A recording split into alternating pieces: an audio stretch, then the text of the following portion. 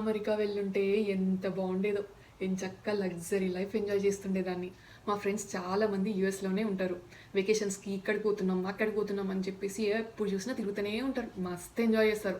ఇంకా ఫోటోస్ అన్నీ తీసుకొచ్చి సోషల్ మీడియా ప్లాట్‌ఫామ్స్‌లో ఇన్‌స్టాగ్రామ్‌లో, ఫేస్‌బుక్‌లో ఇట్లా అన్నిట్లో అప్‌లోడ్ చేస్తారు. ఇంకా ఆ వీడియోస్‌కి ఎన్ని లైక్స్ వస్తాయా, ఎవరెంత పొగుడుతారా అని చెప్పేసి ఫోన్ ఛార్జింగ్ అయిపోయినా సరే మళ్ళా మళ్ళా ఛార్జింగ్ పెట్టుకుంటా ఎదురు చూస్తూనే ఉంటారు. ఎంతైనా ఫారెన్ లొకేషన్స్ చాలా బాగుంటాయి. అందులోనూ వీళ్ళు వేసుకునే బట్టలు, బ్రాండెడ్ హ్యాండ్ బ్యాగ్స్, మంచి మంచి షూస్, జ్యువెలరీ యాక్సెసరీస్ ఇవన్నీ చూస్తుంటే నాకు కాస్త జెలసీగానే ఉంటుంది. ఇది యూఎస్లో ఉండే వాళ్ళ గురించి హైదరాబాద్లో ఉండే స్పందన యొక్క స్పందన. ఇండియాలోనే ఉండి ఉంటే ఎంత బాగుండేదో. నా అనేవాళ్ళు నా చుట్టూ ఉండేవాళ్ళు. ఏ అవసరం వచ్చినా ఇట్టే వాలిపోయేవాళ్ళు. ఏంటో ఈ అమెరికా వచ్చి పడ్డాను. నా ఫ్యామిలీ అంతా ఇండియాలోనే ఉంది. నేనేమో యూఎస్లో. నేను నా ఫ్యామిలీని చాలా మిస్ అవుతున్నాను. మా ఫ్యామిలీ ఫంక్షన్స్ ఒక్కటి అటెండ్ కాలేదు. అంతెందుకు నా సొంత చెల్లెల పెళ్ళి, అది కూడా అటెండ్ కాలేకపోయాను. ఇది పెళ్ళవగానే అమెరికా వచ్చేసి ఇండియాని మిస్ అయిపోతున్న అంబిక యొక్క అభిప్రాయం.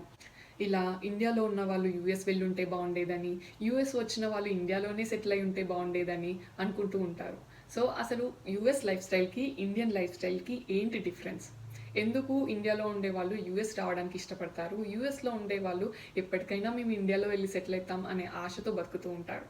సో ఈ రెండు లైఫ్ స్టైల్స్ మధ్య ఏంటి డిఫరెన్స్ అనేది ఈ వీడియోలో చూద్దాం. So let's get in to the video. అసలు వాళ్ళ ఒపీనియన్ వీళ్ళ ఒపీనియన్ కాదు, నా ఒపీనియన్ ఏంటి, నా పర్సనల్ ఎక్స్పీరియన్స్ ఏంటనేది చెప్తాను. నేను కొన్ని రోజులు యూఎస్లో ఉన్నాను, అంటే ఆఫ్టర్ మ్యారేజ్ యూఎస్కి వచ్చాను. యూఎస్లో కొన్ని ఇయర్స్ ఉన్నాను. యూఎస్లో ఉన్న తర్వాత మేము ఇండియా వెళ్ళాల్సి వచ్చింది. సో ఇండియాలో ఒక 4 years ఉన్నాము. ఆ తర్వాత అగైన్ యూఎస్ వచ్చాను. సో ఇక్కడ ఆఫ్టర్ మ్యారేజ్ యూఎస్లో లైఫ్ స్టైల్ ఎలా ఉంది అండ్ ఇండియాకి వెళ్ళిన తర్వాత లైఫ్ స్టైల్ ఎలా ఉంది, ఈ రెండు లైఫ్ స్టైల్ డిఫరెన్సెస్ నేను చూశాను. నేను అగైన్ యూఎస్ వచ్చిన తర్వాత నన్ను చాలామంది ఫ్రెండ్స్, రిలేటివ్స్ అడిగారనమాట. ఇండియాకి వెళ్ళావు కదా, ఇండియాలో ఎలా ఉంది, లైఫ్ స్టైల్ ఎలా అనిపించింది, మనం ఇక్కడ ఉన్న తర్వాత ఇండియా వెళ్ళి ఉండగలుగుతామా లేదా, ఇలా చాలా క్వశ్చన్స్ అడిగారనమాట. మీలో కూడా చాలామంది ఇవన్నీ ఆలోచిస్తూ ఉంటారు కదా. సో వాళ్ళందరికీ ఈ వీడియో యూజ్ అవుతుంది. ఇండియాతో కంపేర్ చేస్తే యూఎస్లో ఉన్న పాజిటివ్స్ నాకేమనిపించాయి అంటే, ఇక్కడ రూల్స్ అందరూ కంపల్సరీ ఫాలో అవుతారండి. చాలా స్ట్రిక్ట్ రూల్స్ ఉంటాయి, అవి అందరూ ఫాలో అవుతారు. ఇంకోటి వచ్చేసి టైం మెయింటెనెన్స్. అందరూ టైం అనేది తూచా తప్పకుండా పాటిస్తారనమాట. ఆన్ టైం ఉంటారు దేనికైనా. అండ్ గవర్నమెంట్ ఆఫీస్లో కావచ్చు, లేదంటే ఇంకా వేరే ఏదైనా ప్రైవేట్ ఆఫీస్లో కావచ్చు, మనకు ఒక అపాయింట్మెంట్ టైం ఇచ్చారంటే ఆ టైం అనేది వాళ్ళు ఖచ్చితంగా ఫాలో అవుతారనమాట. ఆ టైంకి వాళ్ళు అక్కడ ఉంటారు అండ్ ఖచ్చితంగా ఆ వర్క్ అనేది మనకి ఇచ్చిన టైంలో అయ్యేలాగా చూస్తారు.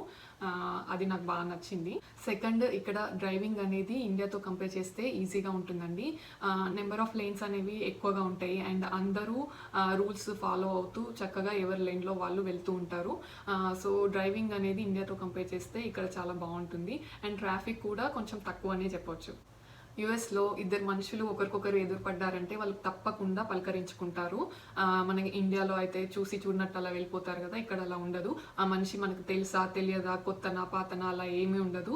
ఇద్దరికి ఐ టు ఐ కాంటాక్ట్ అయిందంటే వాళ్ళు ఖచ్చితంగా పలకరించుకుంటారనమాట. అది నాకు చాలా బాగా అనిపించింది. యుఎస్లో చాలా ఇళ్లలో, ఈవెన్ అది రెంటెడ్ హౌస్ అయినా కానీ ఆ ఇళ్లలో AC, heater, microwave, refrigerator, dish washer ఇలాంటివన్నీ ఉంటాయి. మనం జస్ట్ బేసిక్ స్టఫ్ వండుకోవడానికి తెచ్చేసుకుంటే సరిపోతుంది. చక్కగా వండుకొని తిని పడుకోవచ్చు అనమాట. బట్ ఇండియాలో అయితే అలా ఉండదు. మనం ఒక హౌస్ రెంట్కి తీసుకున్నామంటే అన్నీ కొనాల్సిందే. సో అది నాకు ఇక్కడ చాలా పెద్ద డిఫరెన్స్ అనిపించింది. ఇల్లుల మధ్య తేడాలు అనేవి అమెరికాలో చాలా తక్కువ. అది రెంట్కి తీసుకున్న హౌస్ అవ్వచ్చు, లేదంటే ఓన్ హౌస్ అవ్వచ్చు, ఆల్మోస్ట్ అంతా సేమ్గానే ఉంటుంది. ఓన్ హౌస్లో కొంచెం ఫర్నిచర్ ఎక్కువగా ఉంటుంది, అంతే డిఫరెన్స్. బట్ ఏ హౌస్ అయినా కూడా సిమిలర్గానే ఉంటుంది. కానీ ఇండియాలో అయితే అలా కాదు. ఇండియాలో ఒక్కొక్క హౌస్ ఒక్కొక్క లాగా ఉంటుంది. ఎంత మనీ పెడితే అంత డిఫరెన్స్ అనేది కనిపిస్తూ ఉంటుంది. ఇక్కడ ఇంటీరియర్స్ ఆల్మోస్ట్ సిమిలర్గానే ఉంటాయి అండ్ హౌస్ ప్లాన్స్ కూడా పెద్ద డిఫరెన్స్ ఏమి ఉండదు, ఆల్మోస్ట్ సిమిలర్గానే ఉంటాయి చిన్న చిన్న చేంజెస్ తోటి. యూఎస్లో వీకెండ్ వచ్చిందంటే చాలు అందరూ పార్టీ మోడ్లో ఉంటారు. అందరూ ఒక దగ్గర గ్యాదర్ అయ్యి పాట్లాగ్ చేసుకోవడము, లేదంటే ఇంకా డిఫరెంట్ డిఫరెంట్ పార్టీస్ చేసుకోవడము ఇలా ఉంటుంది. లేదు అంటే వెకేషన్స్కి వెళ్తారు చాలామంది. 2 days వీకెండ్ కదా, ఇంకొక 1 day ఎక్స్ట్రా లాంగ్ వీకెండ్ అలా వచ్చిందంటే వాళ్ళు అసలు ఎవరు ఇళ్లలో కనిపించరు. సో హాలిడేస్కి ప్లానింగ్ అనేది ఎప్పటి నుండో చేస్తారనమాట. బాగా ఎంజాయ్ చేస్తారు వీకెండ్స్ మాత్రము. ఇండియాలో అది కొంచెం కష్టం. ఫుడ్ క్వాలిటీ అనేది ఇండియాతో కంపేర్ చేస్తే యూఎస్లో బెటర్ అనిపించింది. అంటే ఫ్రూట్స్ అవ్వచ్చు, మనకి దొరికే గ్రాసరీ అవ్వచ్చు, మిల్క్ అవ్వచ్చు, ఇలాంటివన్నిటికీ ఇక్కడ ఒక ఎక్స్పైరీ డేట్ అనేది మెన్షన్ చేసి ఉంటుంది. అండ్ ఫుడ్ ఇన్స్పెక్షన్స్ కూడా ఫ్రీక్వెంట్గా జరుగుతూ ఉంటాయి. వేరేస్ ఇండియాలో అలా కాదు. సో కొంచెం కల్తీ ఫుడ్ ఎక్కువ అనిపించింది. ఎక్కడైనా తినాలన్నా కొంచెం ఆలోచించి తినాలి, ఇక్కడ ఎలా చేస్తారు, క్వాలిటీ ఎలా ఉంటుంది అనేది ఆలోచించి తినాలి ఇండియాలో అయితే. సో ఫుడ్ క్వాలిటీ విషయంలో నాకు యూఎస్ఏ బెటర్ అనిపించింది. యూఎస్లో ఉంటే మేజర్ డ్రాబ్యాక్ ఏంటంటే మెడికల్ బిల్స్ అండి. అసలు చాలా చాలా ఎక్స్పెన్సివ్ అనమాట. దో ఇన్సూరెన్స్ మనకు ఉన్నప్పటికీ కూడా మెడికల్ బిల్స్ అనేవి చాలా ఎక్స్పెన్సివ్. నాకు ఇండియాలో అయితే చాలా బెటర్ అనిపించింది మెడికల్ విషయంలో మాత్రము. మనకి అపాయింట్మెంట్ కావాలన్నా అప్పటికప్పుడు అపాయింట్మెంట్స్ దొరుకుతాయి, వెంటనే డాక్టర్ని కన్సల్ట్ చేయొచ్చు, అండ్ ట్రీట్మెంట్ కూడా ఫాస్ట్గా స్టార్ట్ చేస్తారు. బట్ యూఎస్లో అలా కాదు. మనకు అపాయింట్మెంట్ దొరకడమే చాలా చాలా కష్టము. కొన్నిసార్లు నెలల కొద్దీ వెయిట్ చేయాల్సి ఉంటుంది కొన్ని స్పెషలిస్ట్ డాక్టర్స్ కోసం అయితే. సో ఆ విషయంలో మాత్రం నాకు ఇండియానే చాలా బెటర్ అనిపిస్తుంది. ఇంకొక డ్రాబ్యాక్ వచ్చేసి ట్రాన్స్పోర్టేషన్ అండి. ఇక్కడ యూఎస్లో అందరూ కార్లే మెయింటైన్ చేస్తారనమాట. బస్సెస్ అనేవి చాలా తక్కువ. ఓన్లీ డౌన్ టౌన్స్లో, అంటే మెయిన్ సిటీ డౌన్ టౌన్లో మాత్రమే బస్సెస్ అనేవి ఉంటాయి. అండ్ వేరే ప్లేసెస్కి ఉన్న చాలా చాలా తక్కువ. అండ్ బస్సెస్ వాడే వాళ్ళైతే ఇంకా తక్కువ. అందులో మన ఇండియన్స్ అయితే చాలా తక్కువ వాడతారు. అందరూ కార్లే మెయింటైన్ చేస్తారనమాట. సో యూఎస్లో డ్రైవింగ్ అనేది ఇట్స్ ఎ నెసెసిటీ అండి. తప్పకుండా డ్రైవింగ్ అనేది వచ్చి ఉండాలి యూఎస్లో బతకాలి అని అంటే. మనకి ఇండియాలో అయితే చక్కగా ట్రైన్లు, బస్సులు, ఆటోస్, క్యాబ్స్, ఇలా ఎన్ని సర్వీసెస్ అంటే అన్నీ ఉన్నాయి. ట్రాన్స్పోర్టేషన్ బాగా యూజ్ చేసుకోవచ్చు ఇండియాలో. బట్ యూఎస్లో మాత్రం ట్రాన్స్పోర్టేషన్ అనేది చాలా చాలా కష్టం. యూఎస్లో ఉంటే ఖచ్చితంగా ఉమెన్ అయినా మెన్ అయినా ఎవరైనా సరే వర్క్ లేకుండా మాత్రము అస్సలు ఉండలేరు.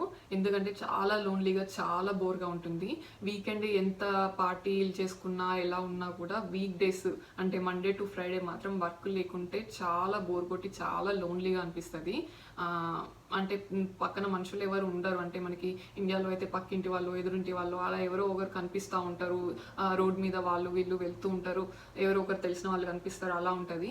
బట్ యూఎస్లో మాత్రము ఎవరు బిజీలో వాళ్ళు ఉంటారు. అసలు పలకరించడానికి ఒక్క మానవుడు కూడా కనిపించాడు. సో యూఎస్లో ఉంటే మాత్రం ఖచ్చితంగా వర్క్ చేసుకుంటేనే మన లైఫ్ బాగుంటుంది. యూఎస్లో నాకు నచ్చని ఇంకో విషయం ఏంటంటే గన్ కల్చర్ అండి. అసలు ఎప్పుడు ఎక్కడ షూట్అవుట్స్ జరుగుతాయి అనేది అసలు తెలీదు. అన్ఎక్స్పెక్టెడ్గా ఉంటాయి, రాబరీస్ జరుగుతూ ఉంటాయి, గన్ పెట్టి కాల్ చేస్తూ ఉంటారు. ఇదంతా కూడా నాకు అస్సలు నచ్చదు. ఒక్కొక్కసారి చాలా భయం వేస్తూ ఉంటుంది నైట్ టైమ్స్ ఎక్కడికైనా వెళ్ళినప్పుడు. యూఎస్లో రేసిజం కూడా చాలా ఎక్కువ. కొన్ని స్టేట్స్లో అయితే ఇంకా పీక్స్లో ఉంటుంది. యూఎస్లో పని వాళ్ళు దొరకడం అనేది చాలా చాలా కష్టం. ఒకవేళ దొరికినా కూడా వాళ్ళు చాలా చాలా ఎక్స్పెన్సివ్ అనమాట. సో యూఎస్లో ఉంటే ఎవరి పనులు వాళ్ళు చేసుకోవాల్సిందే. ఇంట్లో ఎంత పని ఉన్నా, గిన్నెలు తోముకోవడం అవ్వచ్చు, లేదంటే ఊడ్చుకోవడం అవ్వచ్చు, కార్పెట్ ఉంటే వ్యాక్యూమ్ చేసుకోవడం అవ్వచ్చు, ఏ పని అయినా సరే మనమే చేసుకోవాలి.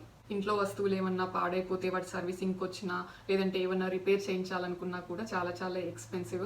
ఒక్కొక్కసారి అయితే వాటి రిపేర్లకు పెట్టే ఖర్చుకు బదులు కొత్తది వస్తుంది అనిపిస్తుంది. సో అంత ఎక్స్పెన్సివ్ అనమాట. యూఎస్ స్కూల్స్లో బుల్లింగ్ అనేది చాలా ఎక్కువ ఉంటుందండి. ఒకరినొకరు ఏడిపించడం అనేది చాలా ఎక్కువ. అది నాకు అసలు నచ్చదు. యూఎస్లో నాకు నచ్చని ఇంకొక విషయము ఇక్కడ వెదర్ ఎప్పుడు ఎలా ఉంటుందో తెలియదు. బయటకి ఎక్కడికన్నా వెళ్ళాలంటే ఎలా పడితే అలా వెళ్తామంటే కుదరదు. వెదర్ కండిషన్ బయట ఎలా ఉంది అని చెప్పేసి చెక్ చేసుకొని దానికి తగినట్టుగా రెడీ అయ్యి వెళ్ళాలి. సపోజ్ ఇప్పుడు బయట స్నో ఉందనుకోండి, మీరు తప్పకుండా బయటికి వెళ్ళాలి. సో అలాంటి టైంలో స్నో టైంలో వేసుకోవాల్సిన షూస్, జాకెట్, క్యాప్స్, స్కార్ఫ్ ఇలా అన్నీ వేసుకొని వెళ్ళాలి. అండ్ చలిలో బయటికి వెళ్ళినప్పుడు చాలా మందికి ముక్కు గారుతూ ఉంటుంది. సో నాప్కిన్స్ అనేవి తప్పకుండా ఉండాల్సిందే. నేను ఫస్ట్ టైం యూఎస్ వచ్చినప్పుడు ఈస్ట్ సైడ్ ఉన్నాను. సో అక్కడ సమ్మర్ టైం అంతా కూడా నాకు చాలా బాగా అనిపించింది. బట్ ఈసారి అయితే మేమున్న ప్లేస్లో చలికాలంలో చలి, ఎండాకాలంలో ఎండ, రెండు పీక్స్లో ఉంటాయి. ఎండాకాలంలో అయితే సేమ్ ఇండియాలో ఎలా ఎండ ఉందో ఇక్కడ కూడా అంతకన్నా గట్టిగానే కొట్టింది ఎండ. ఎండాకాలంలో నైట్ 9 అయినా కూడా చీకటి అవ్వదు. ఈవెన్ 8 o'clockకి, నైట్ 8 o'clockకి బయటికి వెళ్ళినా కూడా ఆ టైంలో ఎండకి చెమటలు కారిపోతూ ఉండేవన్నమాట. సో ఎండాకాలం కూడా ఇక్కడ ఎండ గట్టిగానే కొట్టింది. అండ్ ఎండను తట్టుకోవడం కూడా కష్టంగానే అనిపించింది. అండ్ చలికాలం అయినా ఎండాకాలం అయినా కూడా ఇంట్లో మొత్తం సెంట్రలైజ్డ్ ఏసీ అయినా హీటర్ అయినా ఉంటాయి. ఎండాకాలంలో అయినా కాసేపు విండోస్ అవి ఓపెన్ చేసుకోవచ్చు కానీ బట్ చలికాలంలో విండోస్ కూడా ఓపెన్ చేయలేని పరిస్థితి. కొంచెం విండో ఓపెన్ పెట్టినా కూడా అందులోంచి చల్లగాలి వచ్చి చంపేస్తూ ఉంటుంది. యూఎస్లో ఎక్కువ మంత్స్ చలికాలమే ఉంటుంది. ఈ చలికాలం అంతా మార్నింగ్ లేవాలంటే చాలా కష్టంగా అనిపిస్తుంటుంది. ఇంకా పిల్లలు అయితే పొద్దున్నే 7 o'clock కల్లా రెడీ అయిపోయి బస్ స్టాప్లో ఉండాలన్నమాట. సో అలాంటప్పుడు మనం లేచి ఇంట్లో పనులన్నీ చేసి అండ్ పిల్లల్ని కూడా మార్నింగ్ 7కి పెద్ద చలిలో అక్కడ వాళ్ళని బయట నిల్చోబెట్టి బస్ కోసం వెయిటింగ్ చేయించాలంటే పాపం అనిపిస్తుంది. చలికాలంలో నాకు నచ్చని ఇంకొక విషయం ఏంటంటే ట్యాప్ వాటర్ ఇక్కడ చాలా చల్లగా ఉంటాయి. అంటే పొద్దున్న లేసిన తర్వాత మనము ఫ్రెష్ అవ్వడం కోసం యూజ్ చేస్తాం కదా, ఆ వాటర్ అంతా కూడా చాలా చల్లగా వస్తుంటాయి. ఇక్కడ హాట్ వాటర్కి ఇంకొక ట్యాప్ ఉంటుంది, బట్ ఏంటంటే అందులోంచి కూడా హాట్ వాటర్ రావాలంటే అట్లీస్ట్ ఒక 5 minutes అన్నా వెయిట్ చేయాలన్నమాట. సో అర్జెంట్గా ఫాస్ట్గా మనము వాటర్ యూజ్ చేసుకోవాలంటే కుదరదు. కొంచెం టైం వెయిట్ చేస్తేనే కొంచెం వాటర్ వామ్గా వస్తాయి, లేదంటే చలికి చేతులన్నీ కూడా గడ్డగట్టినట్టుగా అయిపోతూ ఉంటాయి. ఇండియాలో ఎలా ఉంది, అక్కడ పాజిటివ్స్ ఏంటి, నెగిటివ్స్ ఏంటి, నా ఎక్స్పీరియన్స్ ఎలా ఉంది, ఇలాంటి విషయాలన్నీ కూడా నేను నా నెక్స్ట్ వీడియోలో షేర్ చేస్తాను. మీకు ఈ వీడియో నచ్చితే ప్లీజ్ లైక్ చేయండి. ఈ వీడియోలో చెప్పినవి కాకుండా యుఎస్లో మీకు నచ్చినవి, మీకు నచ్చనివి ఏమైనా విశేషాలు ఉంటే కామెంట్ సెక్షన్లో షేర్ చేయండి. Thank you for watching my videos. Please encourage me and please share your feedback.